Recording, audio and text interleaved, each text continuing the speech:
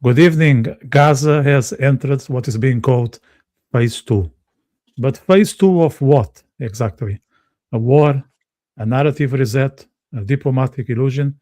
Tonight, we are not here to perform outrage or recycle slogans. We are here to ask an uncomfortable question. And that question is who actually has power over what happens next and who is just talking? Because peace plans are being announced, statements are being issued, and yet reality on the ground in the Gaza Strip and the surrounding areas keeps moving with or without international permission. To shed light, I'm fully sure I have the best panel ever. I have Ruchie Avital, who is an outspoken and ardent Zionist voice, deeply engaged in Israeli political and security debates, and based in the capital of Israel, in the heart of the Jewish nation in Jerusalem. And we have Anjuli Pandavar, an ex-Muslim. She has first-hand experience with the ideological, social, and religious pressures that often sit beneath the surface of this conflict. So I couldn't be more thrilled for this conversation, and I will jump into it right away. I start with Ruchi. How optimistic you are with this board of peace, if you are optimistic? I don't know. I'm not. I don't. I don't. I don't think. Well, I'll tell you the truth. I'm, as you know, I'm an interpreter, and I happen to have been interpreting for one of the Israeli television stations when the Board of Peace was inaugurated at that ceremony in Davos, and I was interpreting it. And then Jared Kushner got up with his PowerPoint presentation, and it was hard not to laugh. I mean, we've been in this movie before, Paris, and dreams of the new Middle East, and with the disengagement, they'll turn it into Singapore on the Mediterranean. We know where that goes. I don't think it's going to happen the way Jared Kushner says he thinks it's going to happen. I don't know exactly what's going to happen. I heard that Trump today said that nothing is going forward before there is disarmament and demilitarization, and that's not going to happen voluntarily. I mean, they're not even talking the talk. So I'm not very optimistic that it's going to go in that direction. What exactly is going to happen? I think one of the worst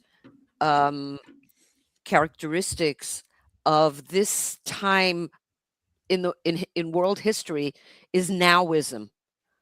Everything has to be now, peace now, everything now, and people don't have patience. The war was very long. It was 2 years long, 2 years long, and every day, if you listen to the mainstream media, everything had to happen right away. They had to bring the hostage. I mean, I understand the families, of course, that's obvious. We all were heartbroken about the hostages.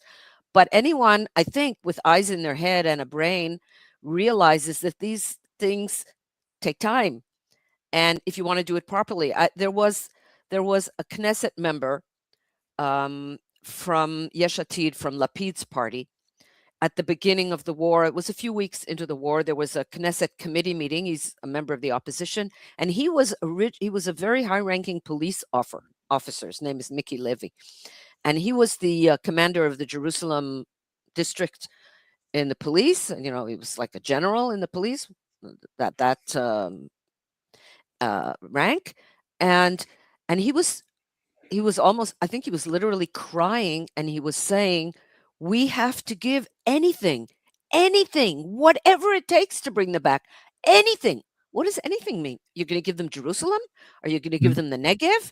Are you willing to, I don't know what does anything mean? Our children's lives, our grandchildren's lives? What does anything mean? This nowism, this constant, and this is really this is the conflict in the world today between right and left, or whatever you want to call it, religious, secular, wherever that divide goes, between people who need to have things happen now and people who realize that there are processes that need to take place. And thankfully, we have a prime minister in Israel who realized, first of all, he made a lot of mistakes before. Yes, he did. Not only him, and he was also misled a lot by the army, and so on, the security forces.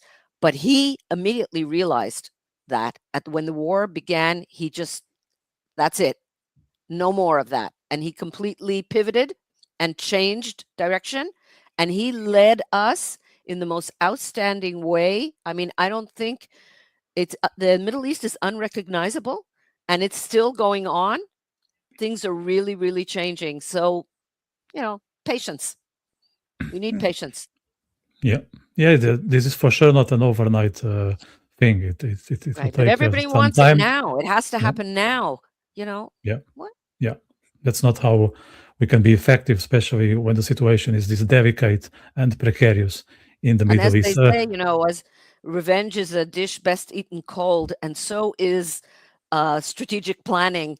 It's Yes. better to do these things with a clear mind and do it properly. I remember at the beginning of the war, the then defense minister, Gallant, he wanted us to attack in the south, in Gaza, and in the north, in Lebanon, at the same time. And Netanyahu wouldn't allow it because he knew that we weren't ready to fight on two fronts at the same time. And there was a lot of criticism, and he has to go in, and he has to.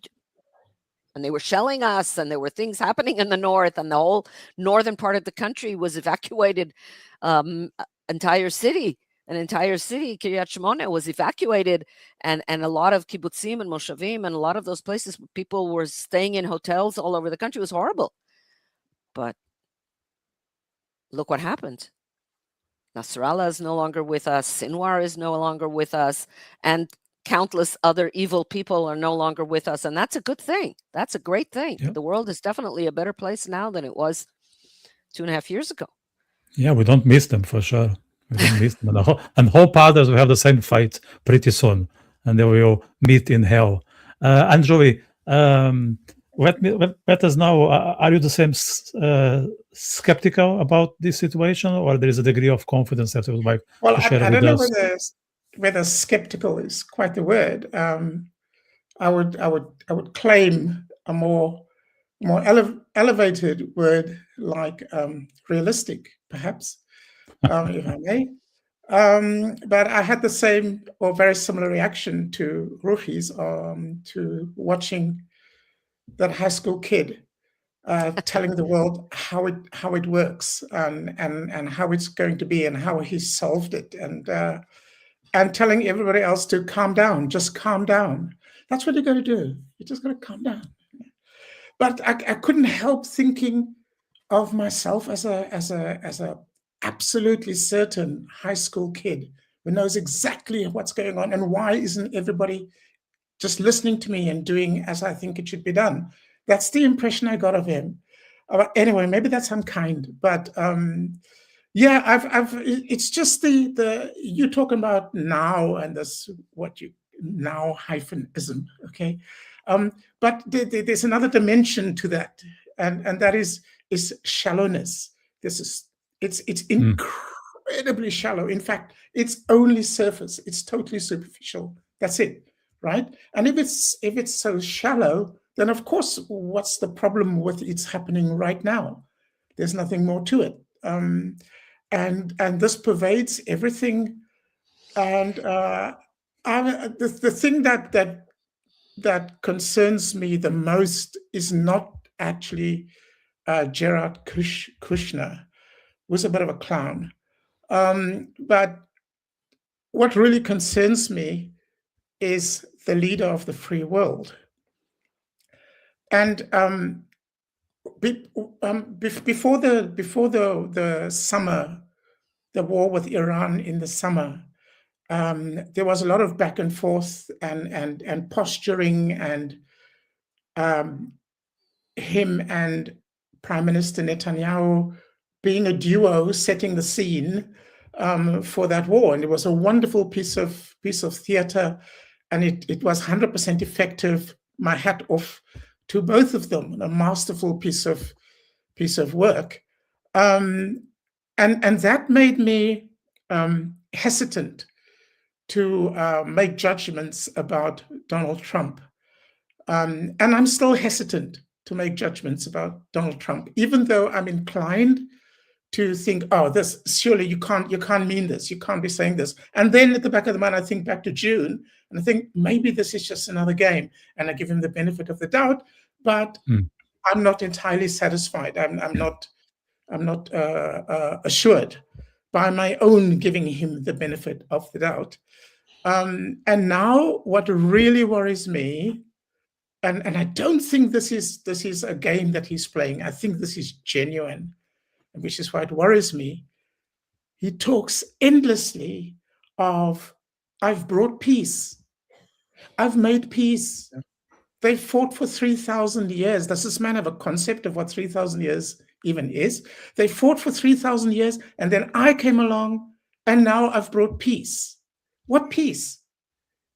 Does he even know what peace means in the Middle East? Does he have any notion? And what worries me there is I hope the man's just playing a game, right?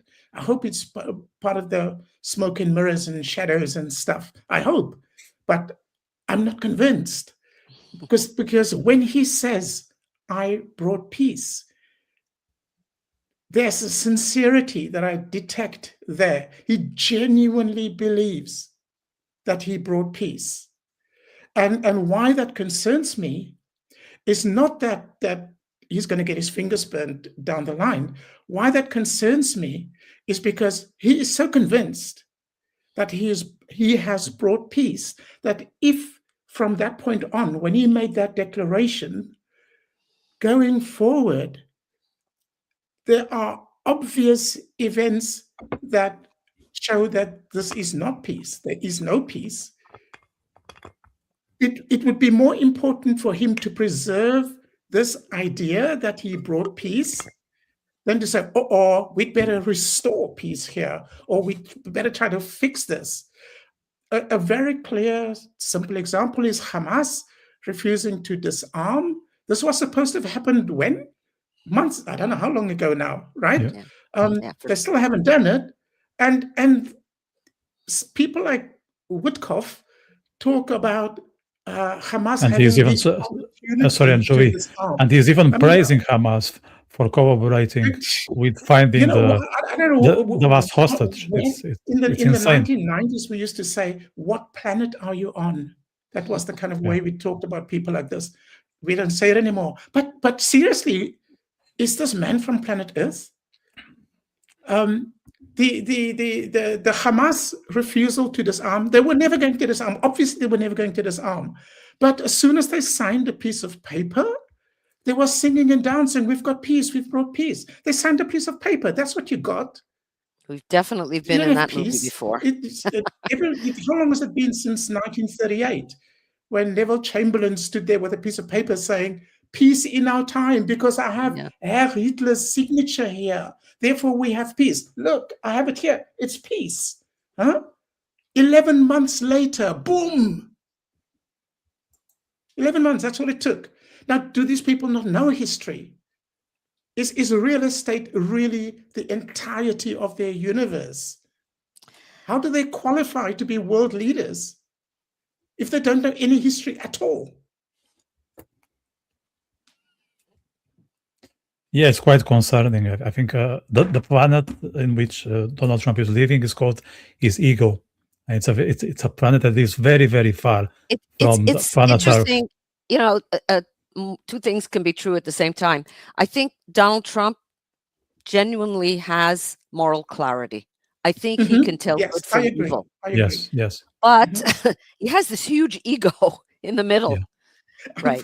So I think fundamentally he wants to do the right thing, and he knows what the right thing is. He's not confused. Yes, I agree. But like you said, there's this ego there, and sometimes people fall in love with their own words and their own fantasies, and then they can't let go of them.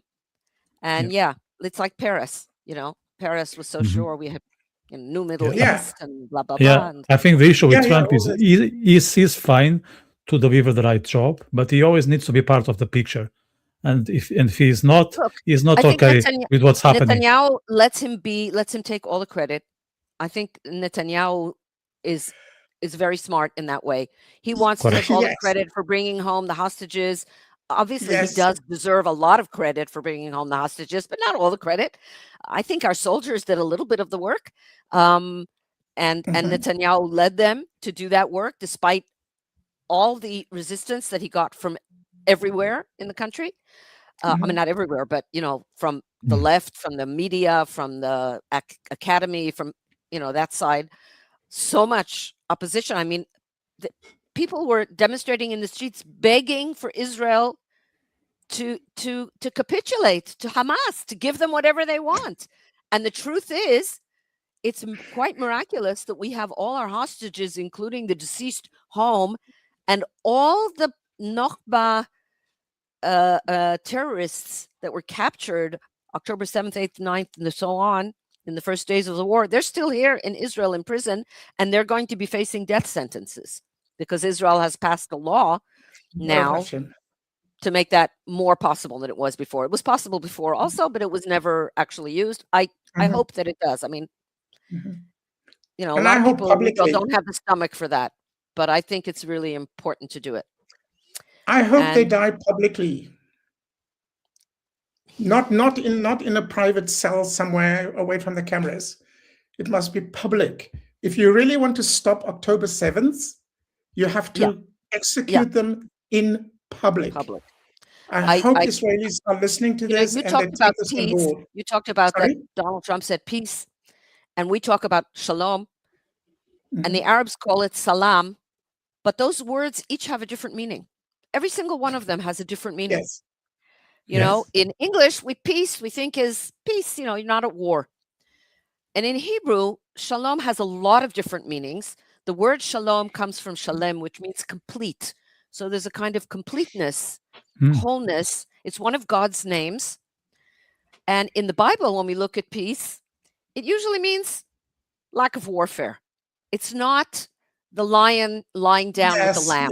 That's another time. That will be at the end of days. That's not in a normal world. There is no such thing as the lion lying down with the lamb.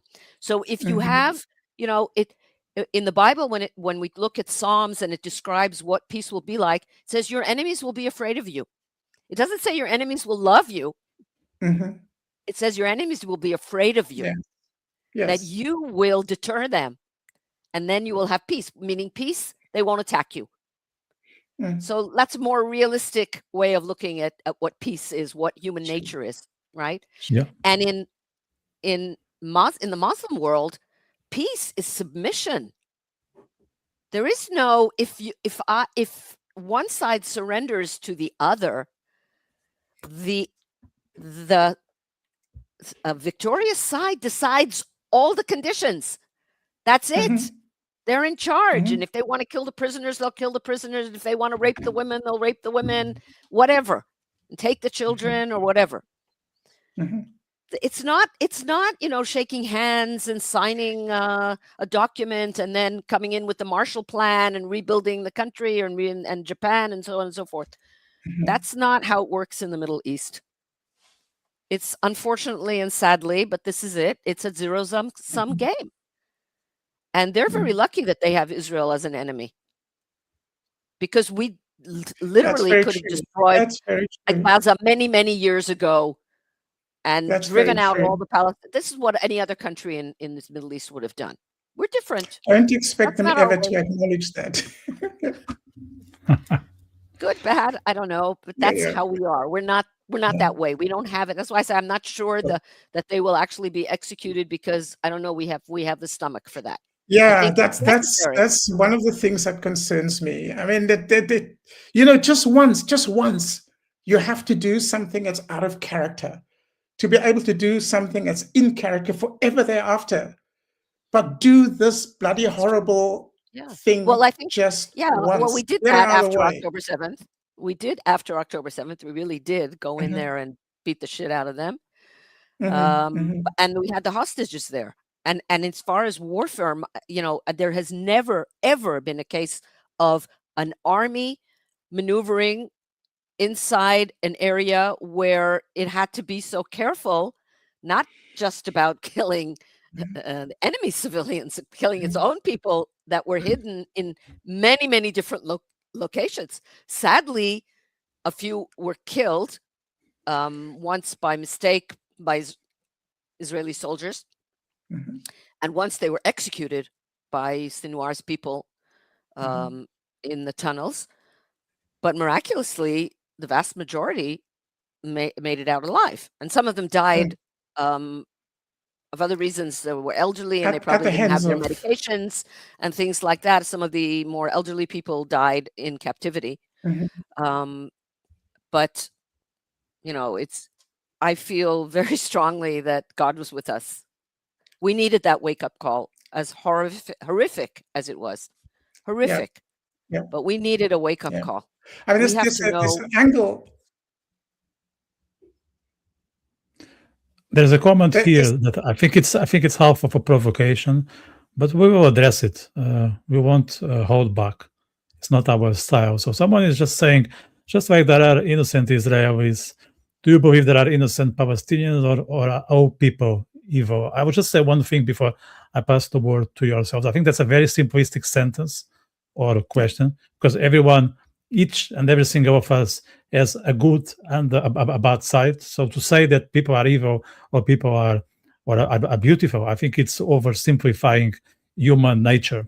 But if they want to play that game, we will play. But just to be realistic, we cannot just say everyone is evil on that side and everyone is an angel, because that's not how you define a population. But I leave up to you ladies to comment.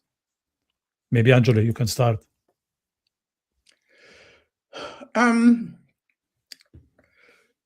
In Gaza, in particular, one of the first problems I had was on the very first day of this outrage, October 7th, right? When I think it was towards the end of that day, Prime Minister Netanyahu made a speech, and in that speech, he took great pains to draw a distinction between Hamas and what he described as innocent Palestinian civilians. I found that very upsetting, and I found it particularly upsetting to make such a statement right at the beginning. Like, the country is still punch drunk. People don't even know what's going on yet, right? And how did he know that? How did he know that firstly, there was a distinction between Hamas and innocent Palestinian civilians? That's first of all. And secondly, even if there was such a distinction, I'm not saying there was, even if there was such a distinction, how would you recognize it? How would you identify it? Oh no, that's Hamas. Oh no, that's an innocent Palestinian civilian. And the reason I'm perhaps belaboring this point is, if you looked at the videos that emerge of the attacks on the kibbutzim, there was one video showing Gazans, not the armed fighters, but supposed innocent Palestinian civilians, and rushing in through the gates of Be'eri, rushing in, and the strong young men overtaking an old man, and the old man was on crutches, and they were all rushing into Be'eri to loot it, to clamber over the bodies, slip in the blood, whatever the case would be, to loot the place, right? That's what they were there to do. These were not the fighters the terrorists who went in first.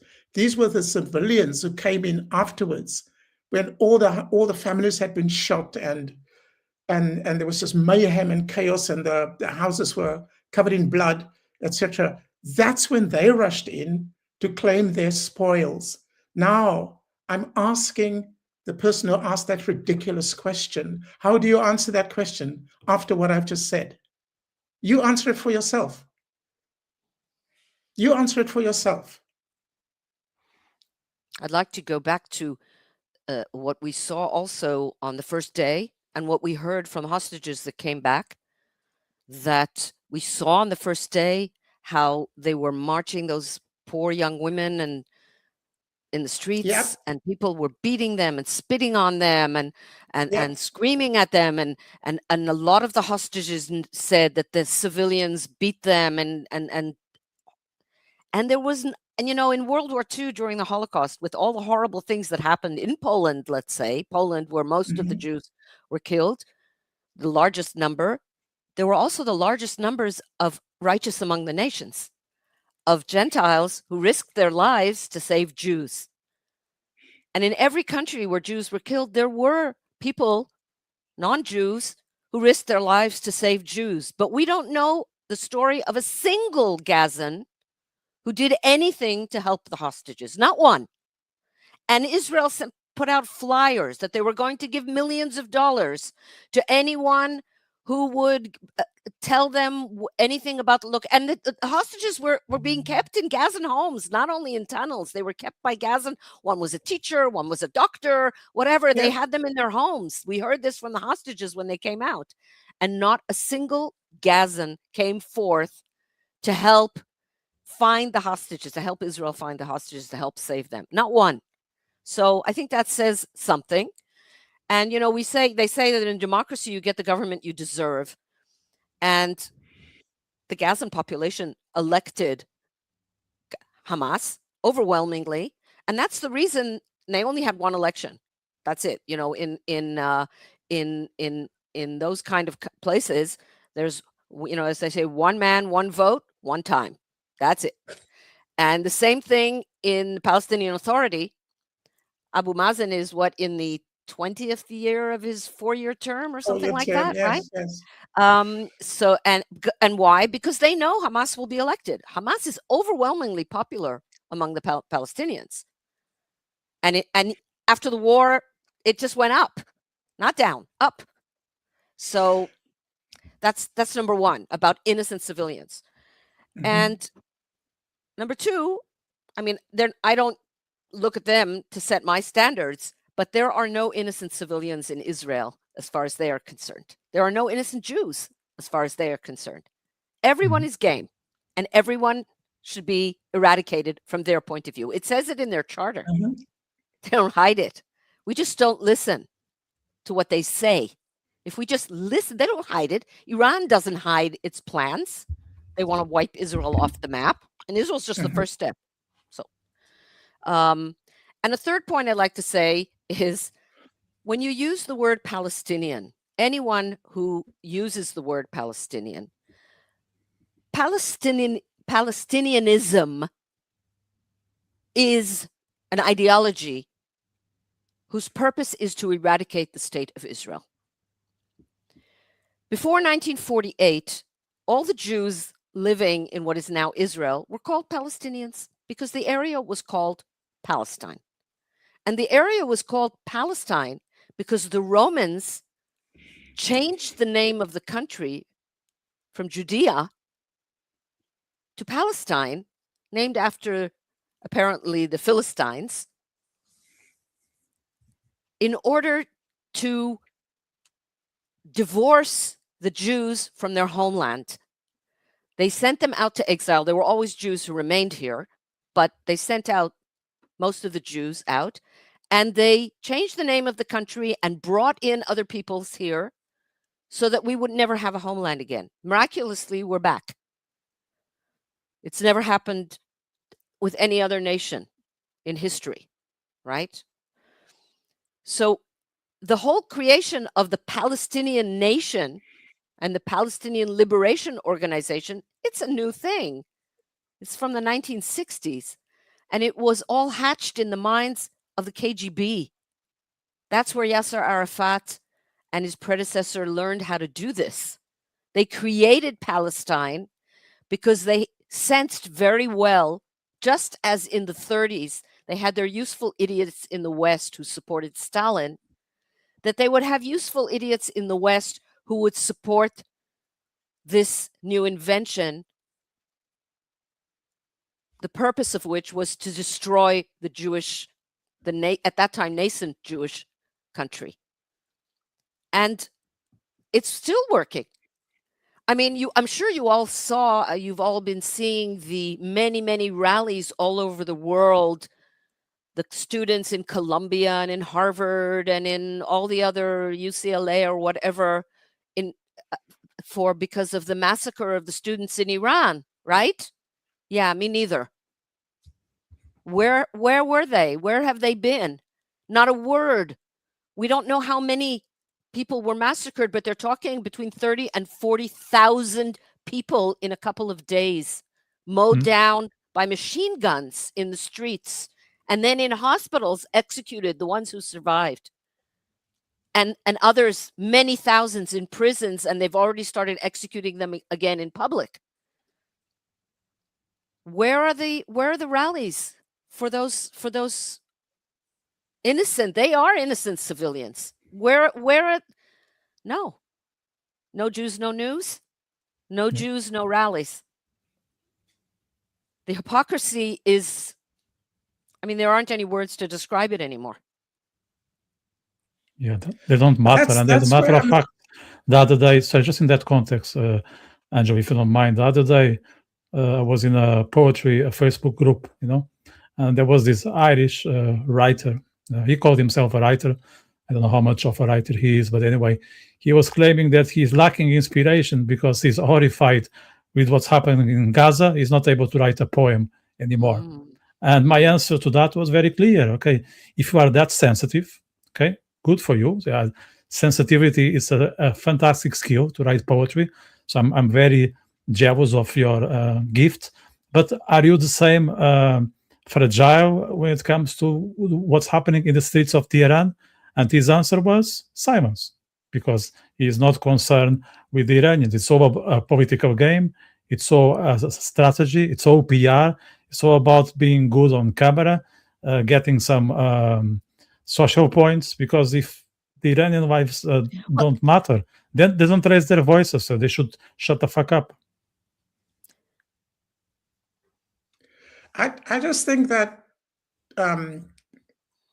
describing such behavior, such conduct as hypocrisy is elevating it to a level that it doesn't deserve to be. Hypocrisy is something more honest than hypocrisy is something else, right?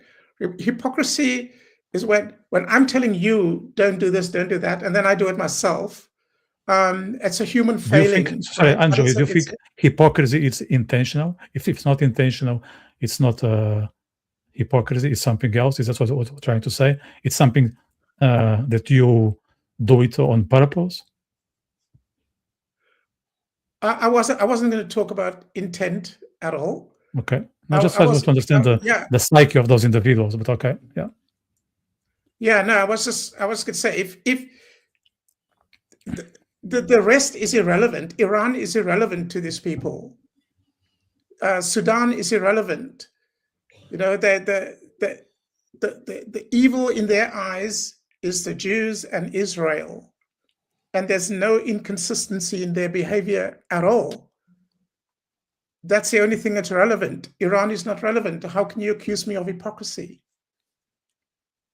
This is, I just think I think you're too kind to them. That's what I think. It doesn't fit their narrative.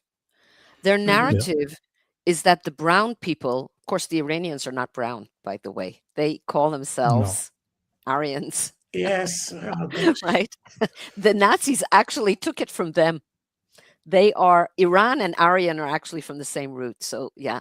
So they call themselves Aryan. They're quite white. They're not blonde, but they are white. But anyway, they consider them brown people, and they are Muslims. So Muslims, of course, are oppressed people. And so they can't do any wrong, right? Oppressed people can't do any wrong, right? It doesn't fit their narrative that Muslims, I mean, of course, most of the Muslims in the world that are oppressed by other Muslims, right? Yes. It's like in America, most of the violence committed against Black people is by other Black people, Black on Black violence, right? But it doesn't fit their narrative. So they only talk about when something blows up, it's only because it's white on black violence, but never Yeah. black. Oh, even Yeah. though the majority is black on black violence, they don't talk about those. Even if it's a black Well, policeman who killed a black suspect, he's white. They make him white Yes. because he's a policeman, because Yeah, that's yeah, their yeah. narrative. Yeah. They're so rigid in their thinking. It's very typical Okay. communist, leftist, Marxist, Yes, yes. newspeak. This is their narrative, and anything that doesn't fit, they just ignore. They don't explain it. They don't have to explain it. They just shut you up if you say something. They cancel you. Yes, yes. Yeah. So Yeah. I think it's fair to say that if you do or say something wrong, then you have a white moment. That's how they brand it. No? Yeah. I've not heard this. Oh my God. You have a white It's moment. now on camera. It's now on camera. It's ours. Wow. It's a white moment. Yeah. It's a white moment. Oh, sorry. Well, That's probably It- somebody white made that up, by the way. Yes, yeah, yes. I don't think I'm that smart to come up with this concept now. Someone has said it in the past. Wow. So So maybe if YouTube can forgive what I just said. Yeah, yeah. So if I talk for an Go hour, on, go on. if I talk for an hour on the post-colonial dictatorships of Africa, I would have a white hour.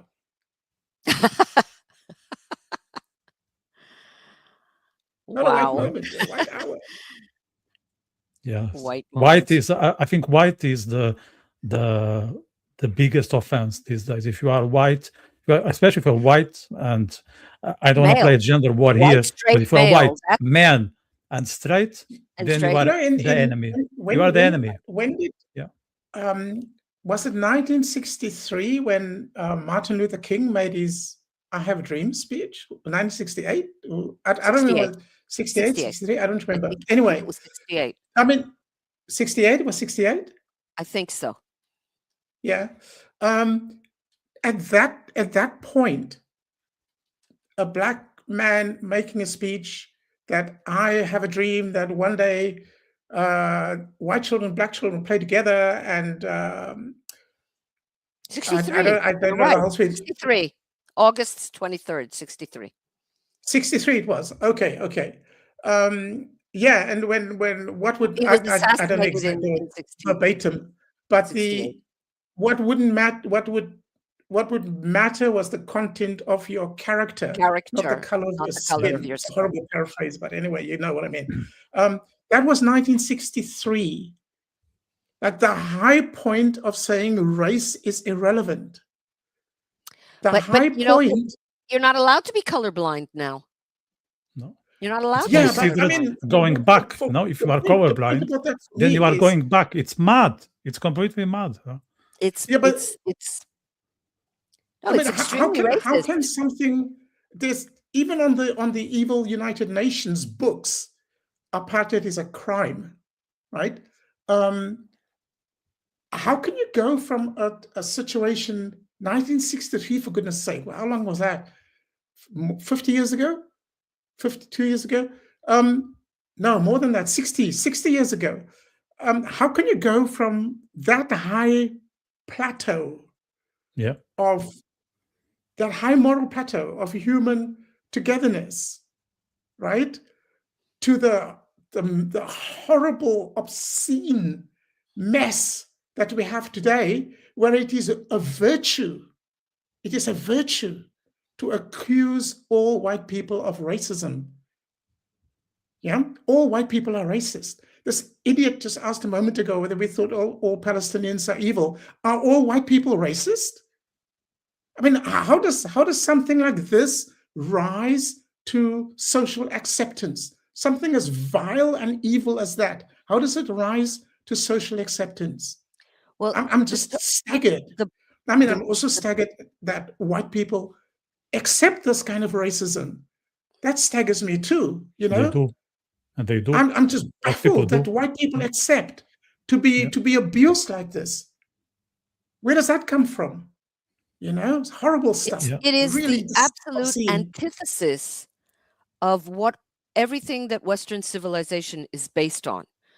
And Western Mhm, civilization is based on, in part, in large part, but not entirely, in large part, on the Torah, on the Bible, on the Old Testament. mhm, And the mhm, Old Indeed. Testament was the first book of laws to say that every man is responsible for his own sins and not responsible for his father's sins or his son's sins. And, you know, a lot of things in the Bible correspond with laws in the Code of Hammurabi and other similar codexes in mhm, the ancient mhm. Near East. And in the Code of Hammurabi, if I'm not mistaken, I don't remember exactly where, it said there it is, if, for example, somebody killed somebody's son, so then you can kill his son. Yeah, that Right? is, So yeah, eye the for an eye. father of the dead son can kill the son of the other one. Mhm, Or if your father sinned, you know, and so on and so forth. And the mhm. Torah came and said, no, a man can only be killed for his own sins. Everyone is responsible for their own sins. And this was a real revolution. I'd like to tell you about a book. I actually translated part of it and edited the translation of the entire book. I recommend it. I don't know exactly. I think you can get it on Amazon. I'm not sure. I didn't prepare it, so I don't want to get up now and look for it. It's called The 80 Revolutions of the Bible. And it was written by a gentleman named Amnon Shapira, who passed away. He wanted very much to see the translation. He wrote the book and then he became ill with ALS. He was an elderly man, a Bible scholar and a lecturer in the university on Bible and a lot of other things he did in his life, but that's what's relevant here. And he wrote this book in Hebrew, and then he very much wanted, he was very important for him to have it translated, especially into English. He wanted it in other languages too. But sadly, he didn't live to see the publication. He passed away in the middle of the process. It's a long book, had 80 something chapters. So in the book, he discusses all the things that are revolutionary in the Bible. And this is one of them, just one of many, that this was a new concept. The idea that, for example, Genesis, that Adam and Eve were created, the idea, I mean, you can look at it as a story. You can look at it as something that actually happened. I mean, that's also one of the things he explains in the book, that almost everything in the Bible can be seen on many different levels, and they can all be true at the same time. And you can look at it as a mythology, you know, our Jewish mythology, or it's not actually a Jewish story. It's actually before the Jewish people, many years before 1,000 years before the Jewish people. So it's actually humanity's story, creation myth, as it were, you know, if you look at it as a myth. But the idea is, if we're all descended from one man, that means we all are equal. We're all brothers and sisters. And that is in contrast to, for example, what was happening in Egypt or Mesopotamia and all those places where there was, you know, no noble classes. They were supposedly descended from the gods. So they were always going to be superior to the other types of human beings, various levels, going down to slaves who had no right to life. You could kill your slave, nothing would happen to you. In the Torah, if you harm your slave, you've got to pay restitution or be punished for it. If you kill him, and so on and so forth. These were really revolutionary ideas and this is what enabled Western civilization to develop the way it developed, along with Greek culture and so on and so forth. But that is one of the most important founding, or maybe the most important founding principle of the United States of America. We, the people, the Constitution begins by talking about that we believe that all men were created equal.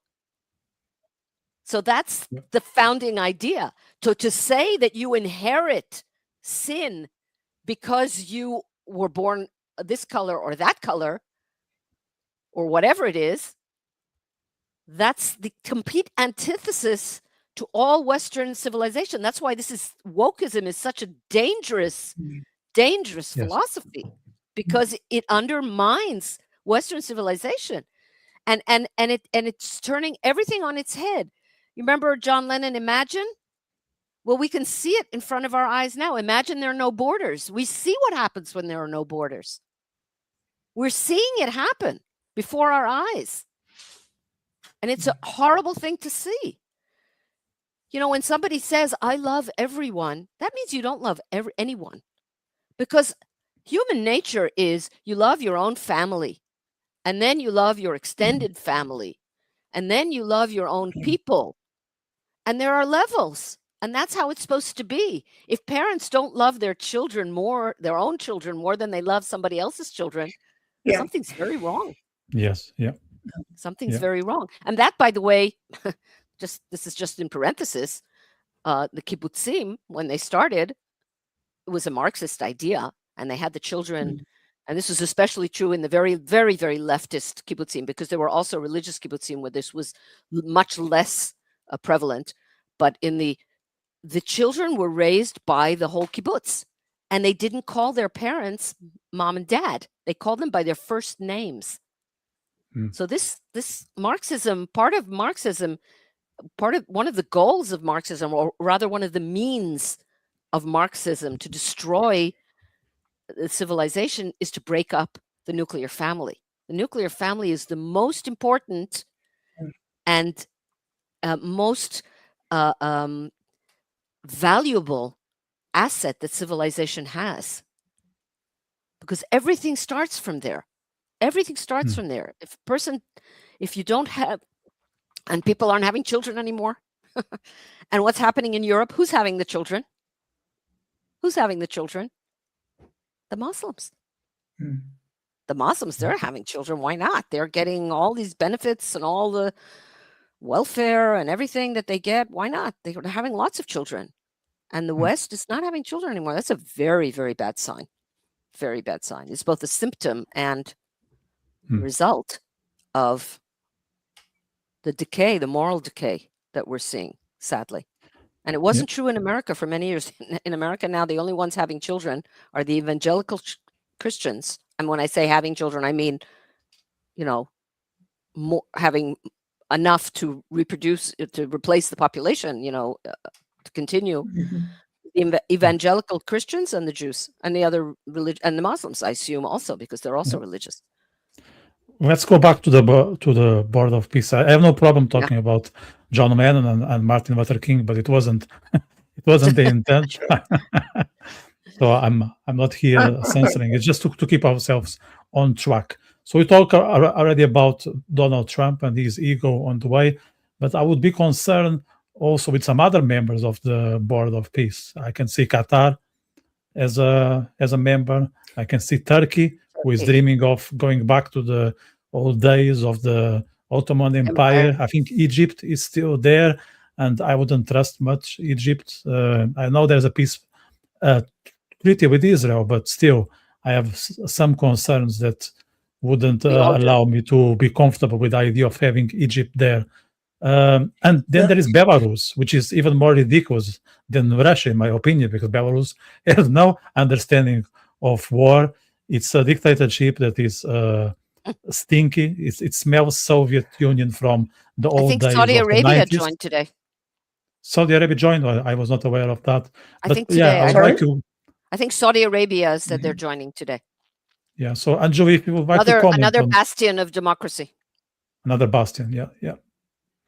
So Anjuli, if you want to comment on those bastions for our delight. Well, I couldn't help. I couldn't help seeing Donald Trump's ego at work here again.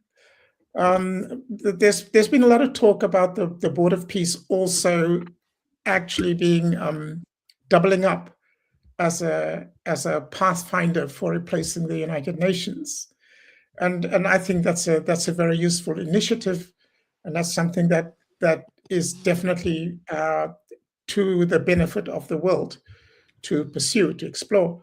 I don't necessarily think that this exact institution or construct is the replacement, but I think it establishes the idea that the United Nations isn't permanent and that its flaws are serious enough for us to have to do something about it. The world's not going to become a better place with such an institution sitting over it and doing its mischief making wherever he does it. So in that the ball has been set in motion to eventually get rid of the United Nations, I think is a very good thing.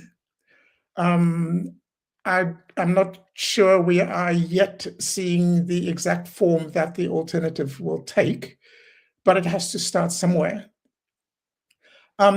What concerns me about this, on the other hand, is, again, the leader of the free world's human failings. It's one thing to want to go down in history as the person who ended 3,000 years of war just by walking in and being suave about making deals. Okay, but if that means the peace that you achieve or that you think you can achieve, you can.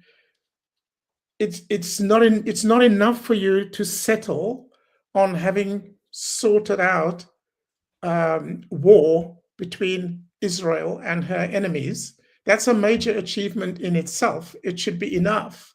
But to solve the problems of the world and believe you've brought peace to the world by bringing in all sorts of people who exist for the express reason to make war on others, and imagine that just by getting them into the fold, you've solved that problem too, I think is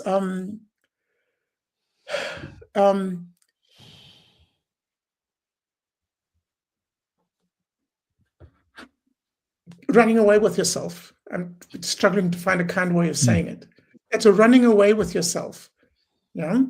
And what kind of person? The guy Vladimir Putin. Whatever you might say about corruption in Ukraine and all of that kind of stuff, the fact is that he deliberately sent his army into another country in order to obliterate that country. That was the aim. And the reason that Donald Trump can talk as much as he like about how many people are dying in this war, how many people are... There's only one person responsible for this war. That's it. And then you invite the guy into a board of peace, a guy who refuses to a guy who starts wars deliberately, and you invite him onto your board of peace when that war is actually still ongoing. What's going on there? I can't explain it. Okay, maybe there's some insight that I'm missing. Maybe Donald Trump is a super genius, and I'm just way behind. But I cannot see how inviting Qatar, Turkey, Putin, Lukashenko onto a board of peace.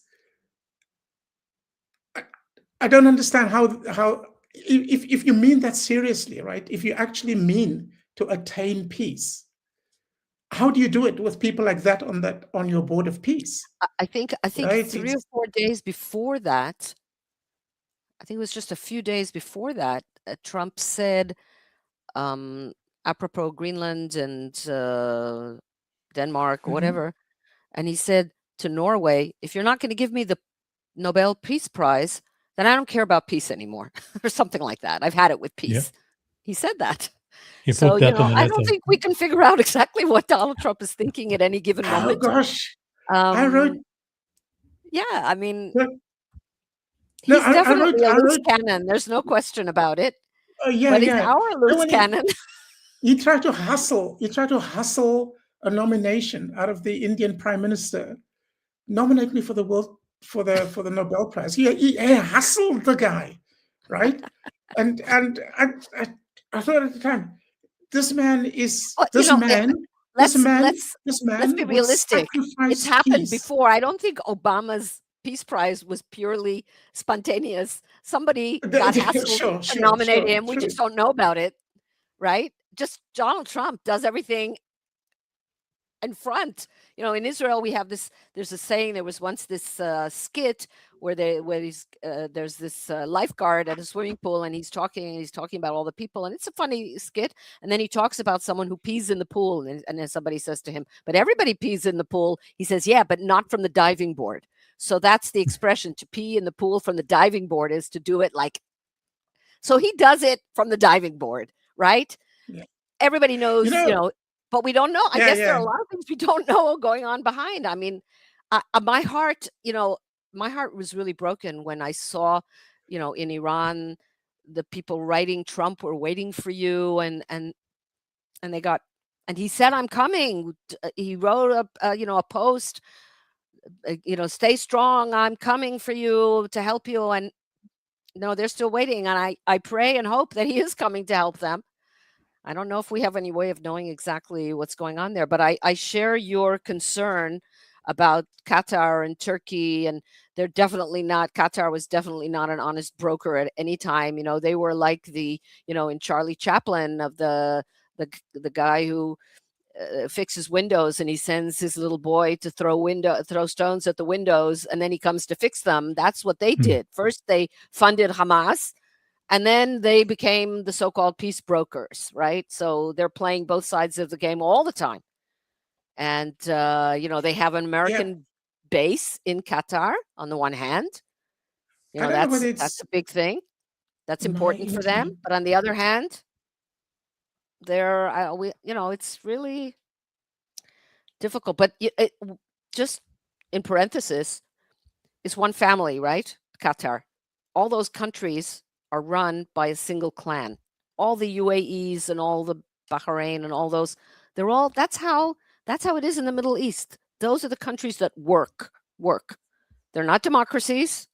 They're run by an autocratic family, but they get things done, and that's suitable to that culture. You know, it's imperialist. You know, we think democracy is the end and for everything. Not every culture is suitable for democracy. And look what happened in Iraq when we forced out, I mean, I'm glad Saddam Hussein went out, and in Libya with Gaddafi. I mean, situation isn't, I mean, it's less dangerous for the world, perhaps, you know, but Gaddafi had given up his nuclear reactor not long before he was killed. I mean, he was, you know, he was, anyway, but, you know, fooling around with those kind of things and forcing our way of looking at things on countries whose culture is not suited to it. I mean, Egypt has elections, but it's not a democracy. Yeah. Right? Syria has elections, or had elections. It wasn't a democracy. I wonder what you guys think of. Initially, there was a plan to move everyone out of Gaza and just basically clean out the joint. And now there's no talk of that anymore, even though I know that I'm not sure there's no talk about it, because I think the Rafah crossing is going to be opened up soon, and it's going to be very closely, hopefully, watched. I mean, that's the plan. And they're going to let people out. They're going to let people out. And I think Trump has strong-armed Egypt to let them come in and leave Egypt, but to go elsewhere, but not, you know, not to remain in Egypt, but at least to go out through Egypt. And, you know, I think a lot of people are going to leave, and they wanted to leave before October 7th. Yeah. I mean, well, I mean, it's a rubble created by themselves in their crazy orgy. And so, you want to live in the rubble or you want to go? What's it going to be? We're not providing you with anything. There you go. By the way, move over the side now. We want to clear the rubble over here. I mean, you know, it's going to take a decade to clear that. I wouldn't clear it at all. I would just leave it for now anyway. But it'll take a decade.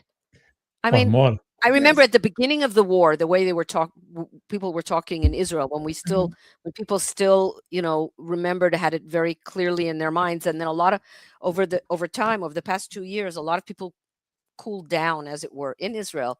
The left, for example, I'll give you an example of some lunacy, leftist lunacy. When they found Ran Gvili's body a few days ago, right, the last hostage, and so they got the intelligence from an Islamic Jihad. They heard that there was someone who knew. They captured him, brought him into Israel, interrogated him, and he, said that he knew where he was and told them it was in this cemetery in northern Gaza. And they started digging up the graves. And they dug up 250 graves until they found his body. And they had 30 doctors and dentists volunteering there to come to identify the body. And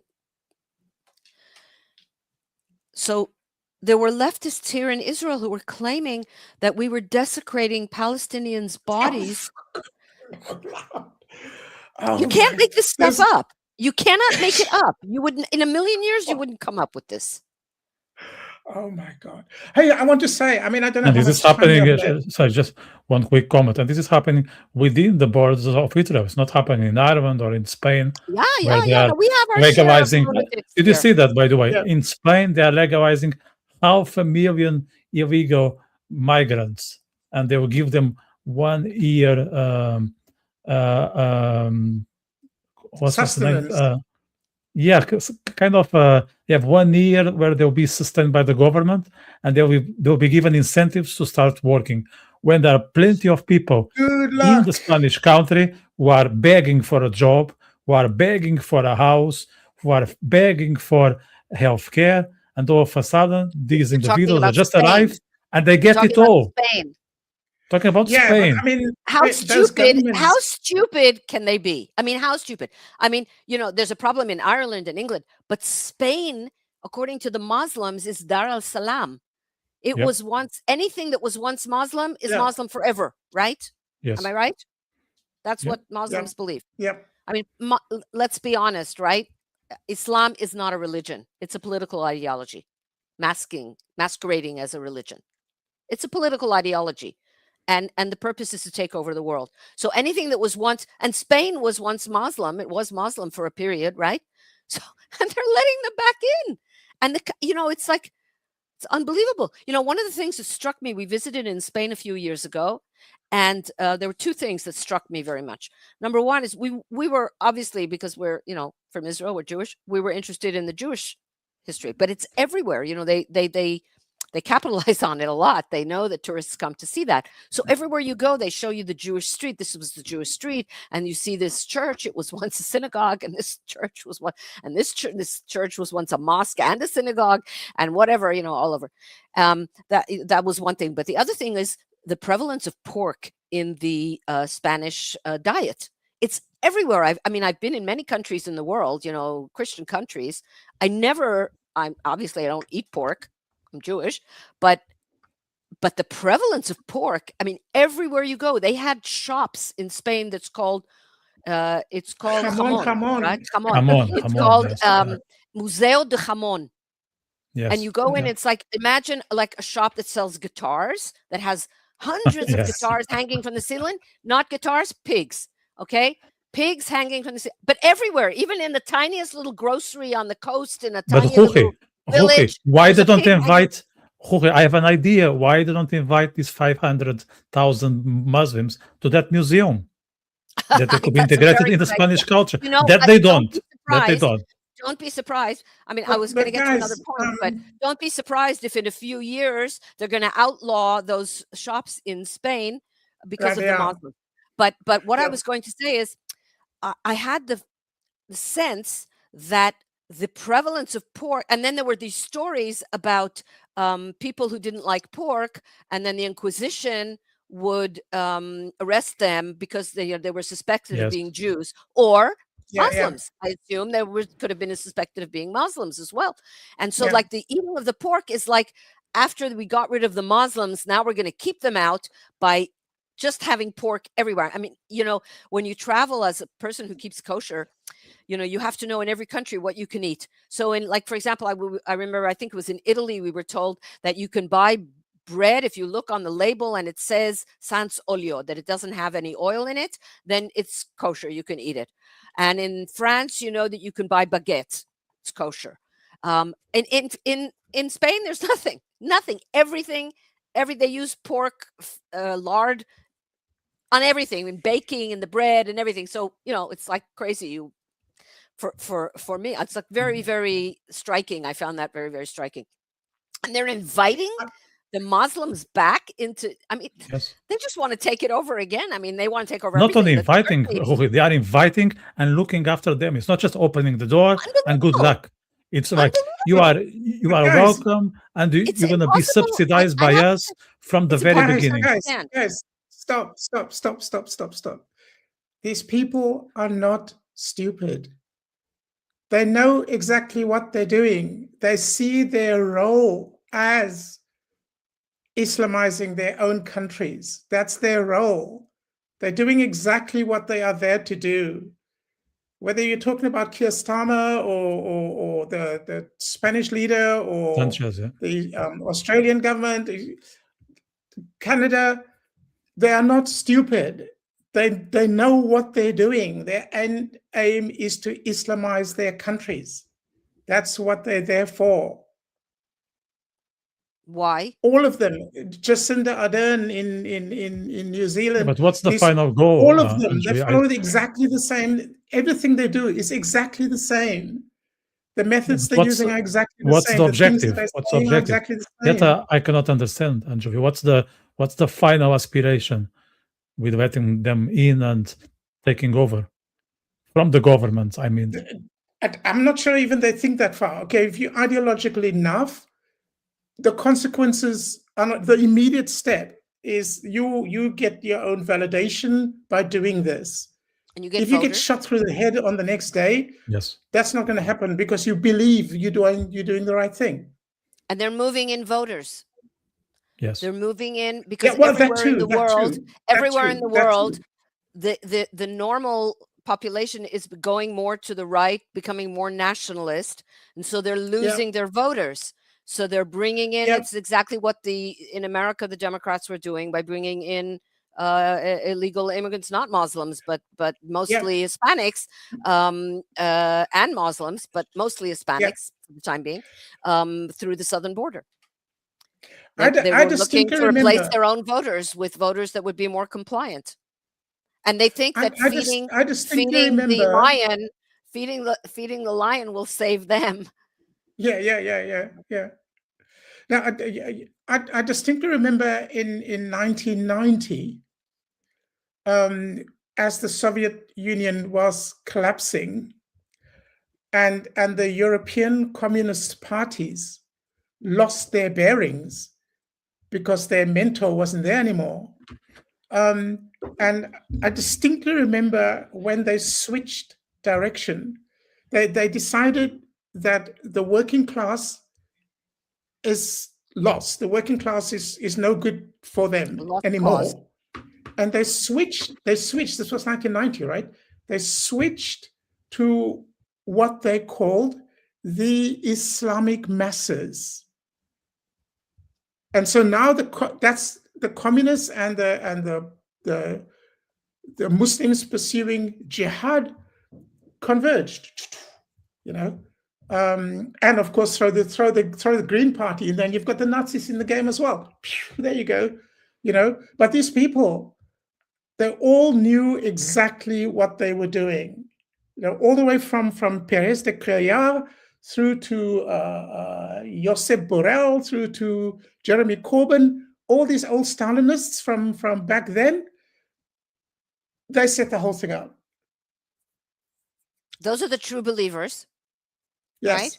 But then you have the ones that are probably funded by Qatar and others that are these vacuous people, vainglorious people, so on and so forth. Yeah.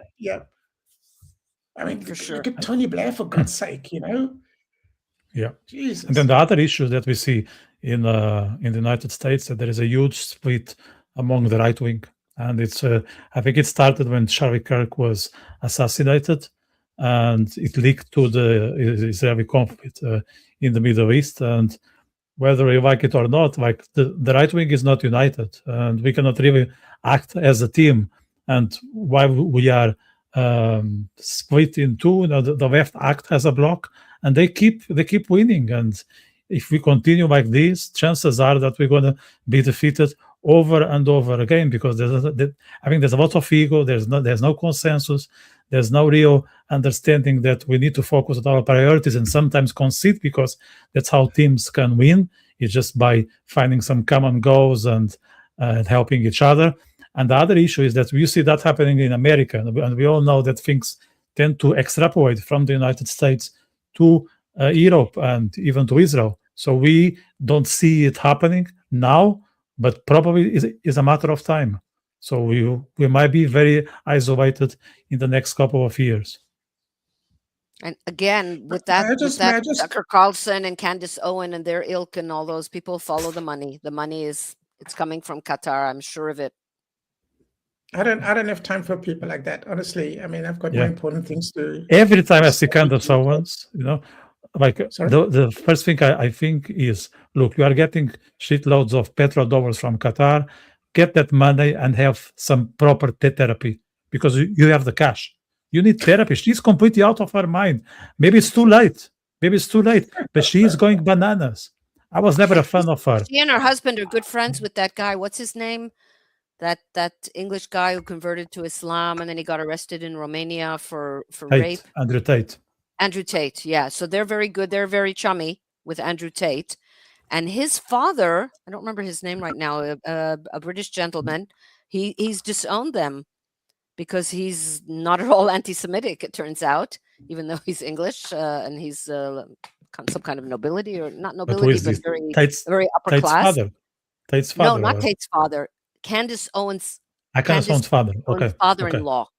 Candace Owens' father-in-law, who's apparently a decent chap, and he's horrified by what she's doing. No wonder. She was in the beginning. I remember her from the beginning. She was, she made a lot of sense when she started out.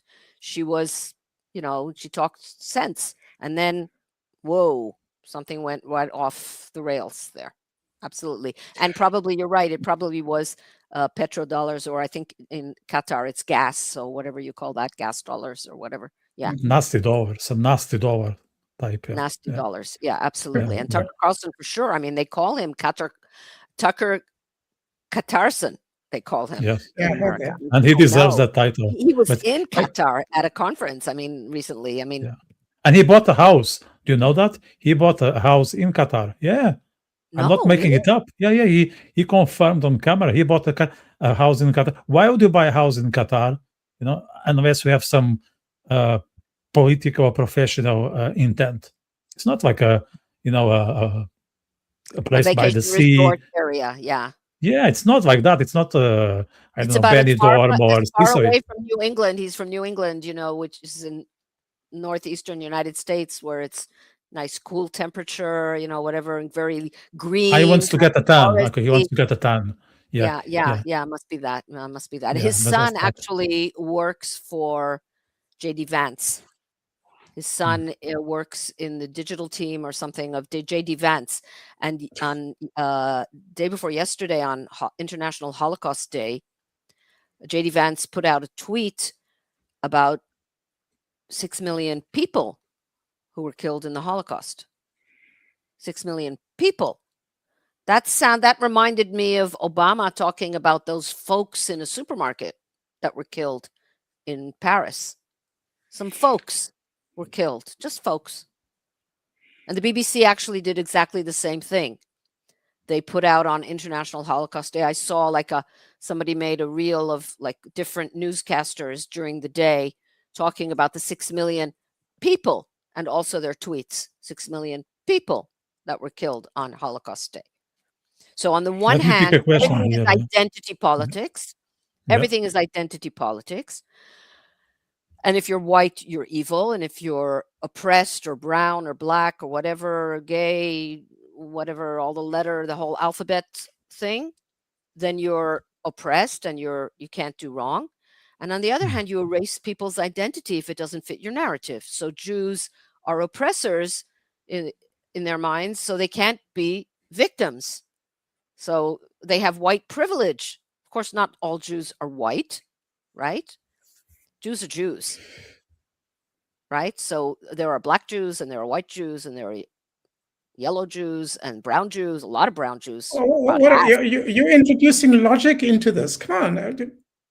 No, there is a logic. There is a logic. First of all, Jews are evil. So anything that makes them look good, we had like 70 years or so where anti-Semitism was frowned upon in the West, right? It was really not de rigueur to be anti-Semitic. And I grew up during that period, right?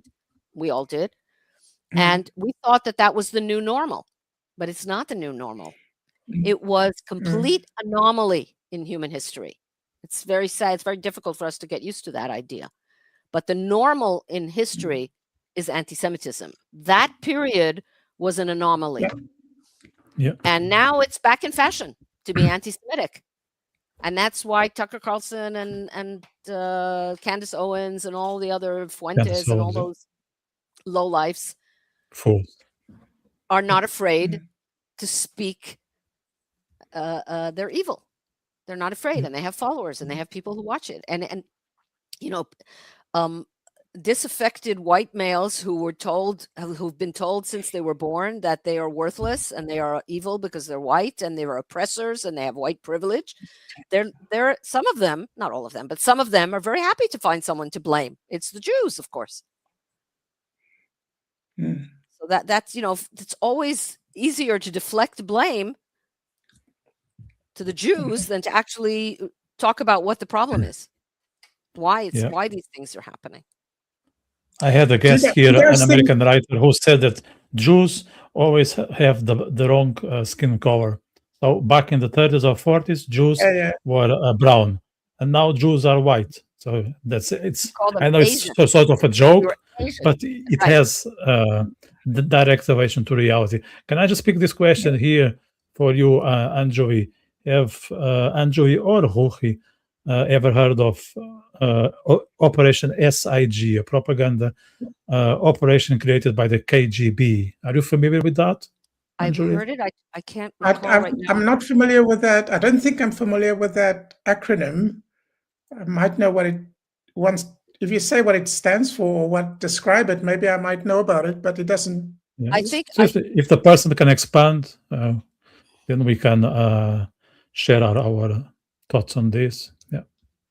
Now go on. Yeah. I think it might be referring to I think maybe what I mentioned earlier about when I said that the KGB invented the idea of Palestinianism. It might be referring to that, but it might be referring to, I'm not sure. They've been the Russians, whether it was KGB and whatever it is now, have always been very good at exporting their ideology to the West and capturing the minds of people looking what we call today to virtue signal.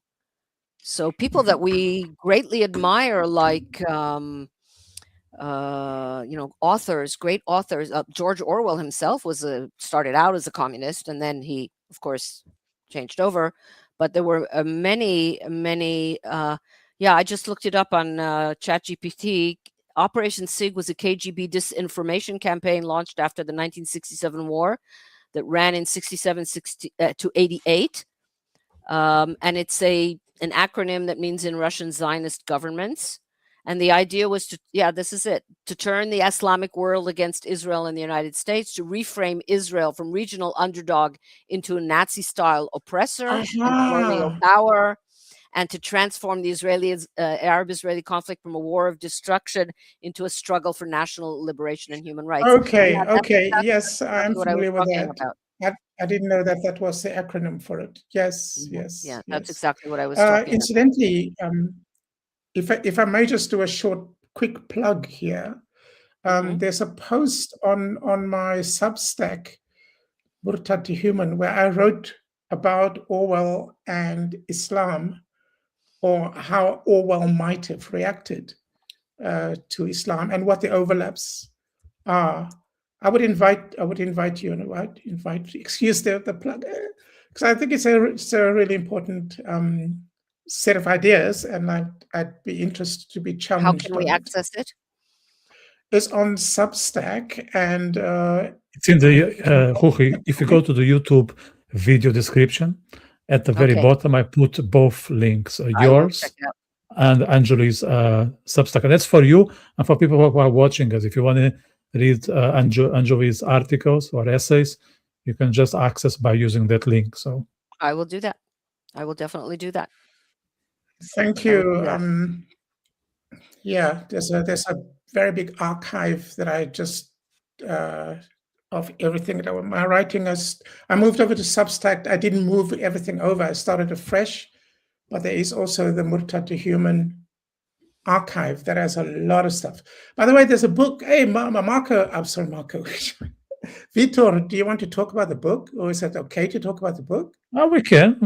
Why not? We can do a bit of advertising here and there. Since we're So talking Anjuli is about it. publishing Okay, a so- book in my press that was just open, but I let Anjuli share more about the content and what is it about, and then I can expand. Okay, thank you. I'm going through all the essays I've written over the last 5 years or so, and picking out the best ones. And I don't know whether I'm going to be able to negotiate with the publisher about publishing the 100 best essays of the last 5 years. We might run into volume problems, and so it might be fewer than those. But anyway, I'm putting now together all my best essays on Islam, on Israel, on totalitarianism, into a single publication on Muslims and Islam especially.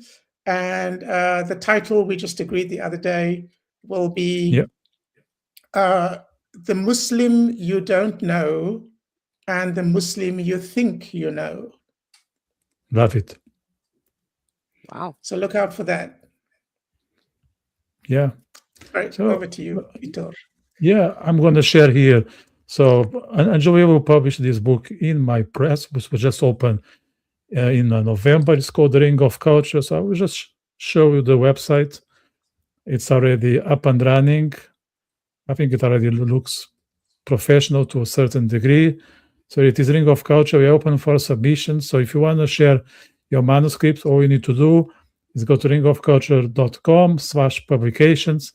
And you can submit your manuscript here, and ideally synopsis and a short bio for me to understand who you are and what your content is about. So ringofculture.com/publications. And since we're advertising, I will share another one, which is something I'm preparing myself. It's not a book, but I think it's something that people will be thrilled with, which is a tour. So I'm preparing a tour. Let me just see if I get the right tab. So I'm organizing a tour to Israel. This tour will take place in June, from the 15th to the 22nd of June. Okay. Right. And where is it? Here.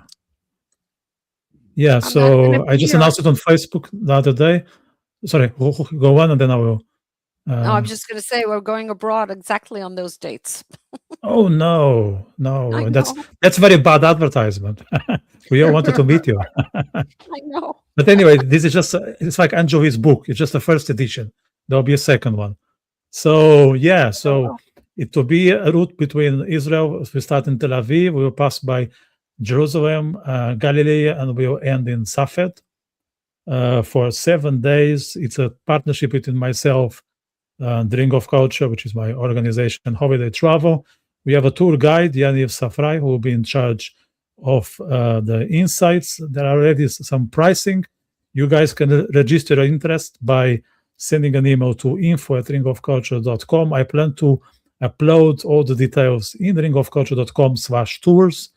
So the package includes accommodation, half board, transport, entrance fees, and guide, flights, insurance, and tips are not part of it. But I think it's a very good deal. We are looking forward for it to take place in June. The only downside is Ruchie won't be around, but we will do a second edition. Just make sure You'll be there, and I'm planning to go individually. I'll go with my girlfriend in 2 weeks to Israel. But at this point, I'm a bit I'm a bit concerned whether it will happen or not. But I said this on camera. I said it already 2 times, and I want to say it again. I'm very looking forward to go to Israel for 7th or 8th time. I can't remember now. To be the first time that I'll celebrate my birthday in the Holy Land. It's a dream I've been pursuing for quite some time. Okay, but I want to say it out loud. And I'm not cute. I don't say things just to look good. So I mean what I'm going to say. If my trip is cancelled, and that means the Iranians are getting back their freedoms, let it be. Let it be. I can go back to Israel in June. I can go again. I don't care.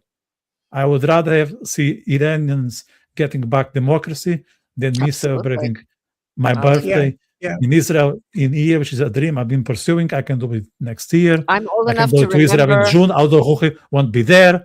But I'm old enough to remember when Israelis went to Iran on business and back and forth, and we had good relations with Iran. We have a very, very long history with Iran, a good history.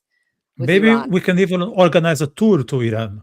After that, I want very much to tour Iran. I would that love would be to go to Iran. That would be the strawberry on the top of the cake after this. Absolutely. I actually heard somebody on the radio. He was talking, somebody who's a historian or something, an expert on Iran, and he said that this really, like, it's like out of character. You don't think about it, but it has fantastic ski resorts. Who knew? They have very high mountains there, so they get snow and. Maybe it's another tool to organize. Country. I actually had an Iranian writer on this podcast a couple of weeks ago who was begging impatiently, openly, for foreign intervention, meaning Israel and America to kick out the regime. And she was saying that, and she was exposed to lots of backlash, but she didn't hold back. So she meant that when she was saying, "This is it. We have been experienced this brutality since 1979. It's about time. If we need an external partner, let it be. There's no option B." We think from the outside that, of course, the Iranian people are oppressed, but I know that there are a lot of Iranians that benefit. I mean, the ones that are on the side of the government. So it's not as simple as we think. There's really a double a culture there of where there's the normal people, and then all the government, the people in the Revolutionary Guard, they have their own lifestyle. They don't live under the same restrictions that everybody else lives. They live very well. They have their own shopping malls. They live differently.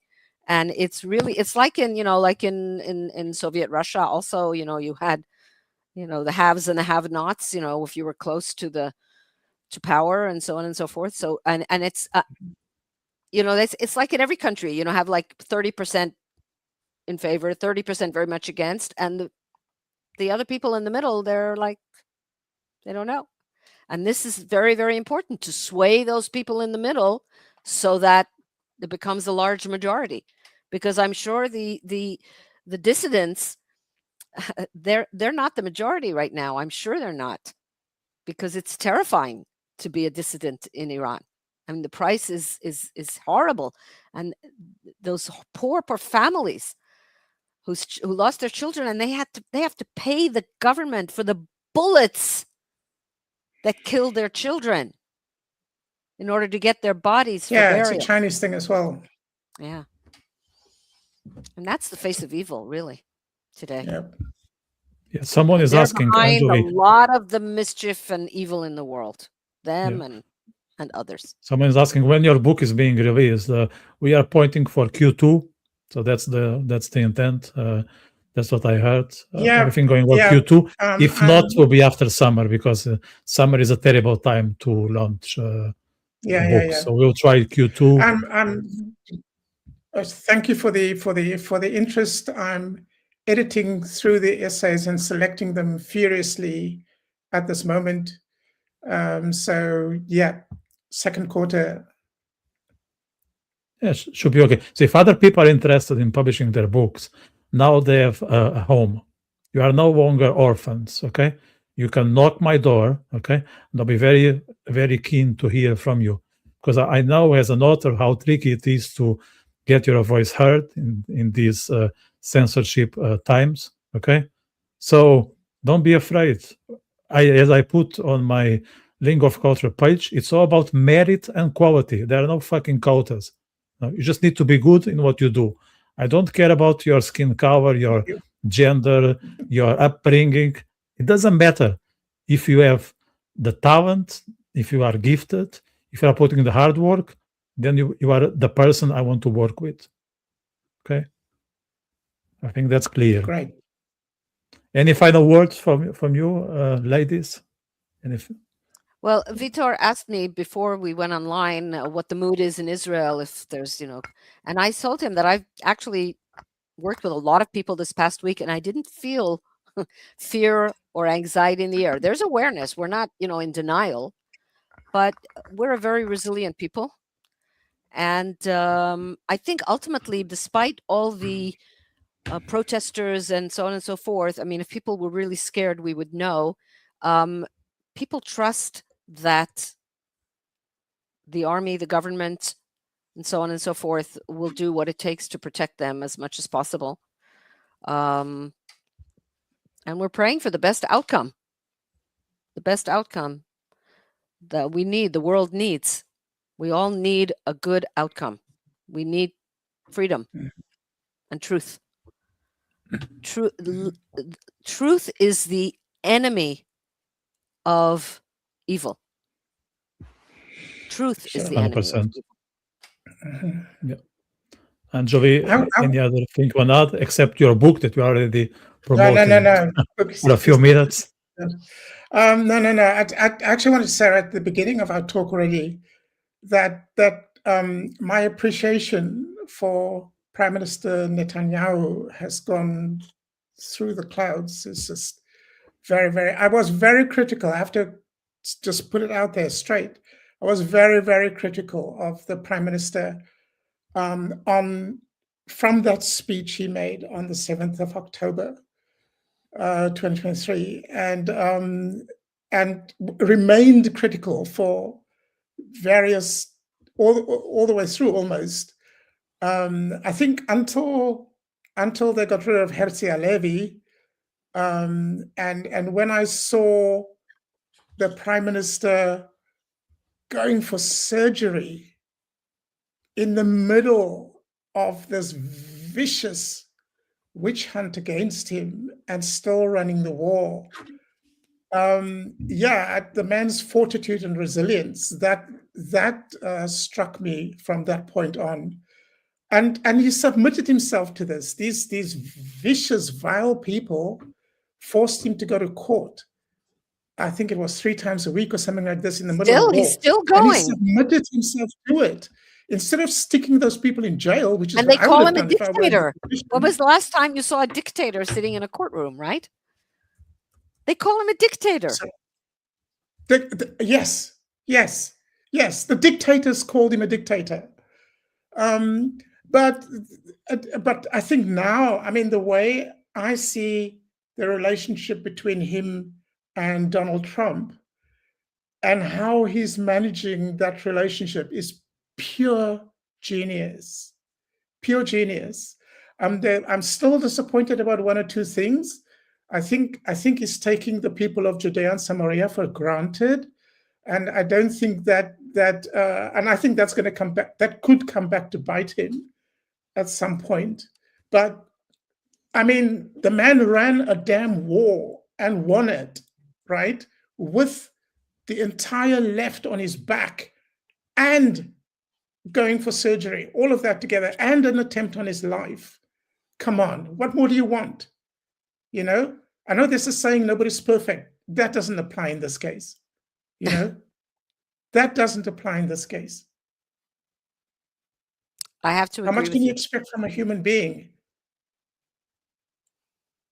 And even they always say he divides us. He's divisive, and and you say, okay, give me an example. They cannot come up with a single example. He is the most, a little bit of contrition. person. He is always so reserved. So, Yeah. he rarely shows any emotion at all. He rarely, you don't see him get angry in public or, shout or anything like that. And they can't come up. They say he's divisive. He's dividing the country. He's causing this rift. They can't. And you say, give me an example. They Hatred can't come makes up you with a blind, right? single example. Oh yeah, he once called Hatred them makes you sourpusses. blind. He called them sourpusses. Literally, Yeah. he said they're sour. They can't smile. Yeah. I mean, who else could have led this country through all of that? My God. No, I take my hat off to the man. I mean, geez. And I wonder in the Definitely. future, like, because he's not that young, so it will be hard to replace. Sure. That's another concern for Israelis, because I mean, he's nearly 70, if I'm not mistaken. So See, I don't think he's 74, I think 74. He's already 74. Okay. Yeah, he's 74. Time He's a flies. young man next to Trump and certainly next to Biden. He's 74. Yeah, I think he's in pretty good shape. I hope. Anyway, I hope so. Hope very much. I mean, people think though he has aged over the last 2 years. He's visibly aged over the past 2 years. I mean, really. Yes, a lot of pressure. Yeah, absolutely. Yeah. But his leadership is really unparalleled, and this is another thing the reason why the left hates him so much. There are no leaders on the left. Yeah. There is a real dearth of leadership on the left. In Israel, the Labor Party, which founded the state of Israel, which was the largest party. I mean, they didn't even need a coalition. They were, they had, they were huge. It no longer exists. The party has merged with Meretz, which is a very leftist, more leftist party. And it's been taken over. The leader is a horrible, I mean, I don't want to go there, but he's really violent, vile person. No stature, no real stature, like any of the Ben Gurion and the leaders of the past and so on and so forth. And they change leaders like socks. If you look at Israel's Likud party, how many leaders has it had since Israel was founded? It had Begin, and then Shamir, and Netanyahu, right? And they can't stand that because the Labor Party, they just, and the left, they just change leaders. They don't have leaders. There are no real leaders there. This is the worst opposition in the history of the country. Netanyahu is going to pass the budget bill in an election year, which is a very difficult thing to do. Governments have fallen over this. And it's probably, hopefully, they're not far off from living out the full 4 years of the term, which is not a common thing in Israel at all. It hasn't happened many times, maybe once or twice, maybe 3. And it's really, this is driving them up the wall. So that's something to pay attention to. The Israeli elections is taking place in October. I'm not wrong. Well, it should be, I think, in October and November or something like that. That's not confirmed yet. Like okay. Right. So it's really not very far off. And in Israel, it's 3 months election period. In other words, if a government falls, the elections are only held 3 months later, which is, in my opinion, much too long. Much too long. It does. If England can have an election in 30 days, I don't know why a country that's much smaller can't have an election in 30 days. But that's another issue. Too many people make money during that period for it to be changed because there are too many lobbyists who don't, who they make a living out of that. So that's. We will do a separate session on the Israeli election, on the Israeli election system, that people can understand, and also to destroy the idea that Israel is a dictatorship and apartheid and all that crap. So we will show how much democratic it is. Well, it has become a dictatorship, except the dictators are in the Supreme Court rather than in the Knesset. Yeah, that's right. Yeah. Is it appropriate for the speakers to make topic suggestions to the host? Of course, yeah. Not only you guys. Actually, I also encourage the viewers to share their suggestions. This is not Okay. a dictatorship. Not a dictatorship. Okay. Talking about democracy, yeah. So Okay. people put in So the comments. would you consider a podcast? We are still recording, discussing Anjuli, just so you know. Huh? Islam? We are still recording. Sorry? We are still on air. We are still on air. Huh? Okay. No, I'm not going to say nasty things. To discuss Islam's first victory to have slavery reintroduced. Slavery has just become the system in Afghanistan again. And it's an integral part of Islam. And you will see it in the Cairo Declaration of Human Rights in Islam, Article 11. It's in there. When that document was published, I think it was in 1990, I tried to raise attention. Look at Article 11 in the Cairo Declaration of Human Rights in Islam. Slavery was going to be back. Somewhere in the Muslim world, slavery was going to be back, and it is back. It's in Afghanistan. And now I would like all those Black Americans who were so furious about slavery to say something about this. Slavery is back, brothers. How do you know how to say slave in Arabic? This policy. You know how to say sorry? Do you know how to say black person in Arabic is also abd? It's the same word, abd. Same word. So black and slave are the same word. I was trying to follow. Yeah. Very inclusive. Yeah. Very inclusive. That's just to show how equal-minded they are. And the United Nations was aware of this. The United Nations endorsed the Cairo Declaration of Human Rights in Islam, endorsed it. And Article 11 is about slavery.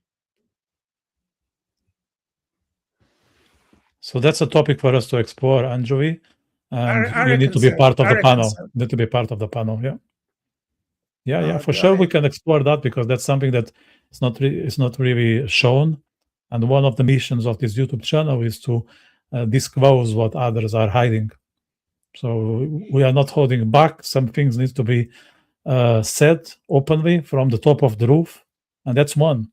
So Anjuli, we will make it happen, and we will count on you. So, yeah. Okay. I think this thing needs to be highlighted. Yeah, we will do that. All these people want Islam. Wonderful thing. Share the world. Yeah. You got slavery back for all your efforts. Slavery is back. Well, it never really went away, did it? No. I mean, sure. That is true. It never really went away. But now it is upfront, open, official, legal government policy. Where did they hold the Olympics a few years ago? And who built all the Olympic stadiums, if not slaves that have no rights in all of the countries, those countries, but Qatar for sure, and all those countries, they bring in Indians and Africans to do their work. They take away their passports. They have no civil rights, no human rights. Right? Sudan, Mali, Niger, Northern Nigeria. I actually have a good friend who was working in the UAE for a few years as an English teacher, and of course he was renting. The one word was a big. This was in the UAE, okay, and the one word was an Emirati, and there was something wrong in his apartment. So they brought some workers, probably from Southeast Asia, and they didn't do the work properly. So he had to bring them back. And who was paying for it was the landlord, of course, because he was the one who was the owner of that apartment.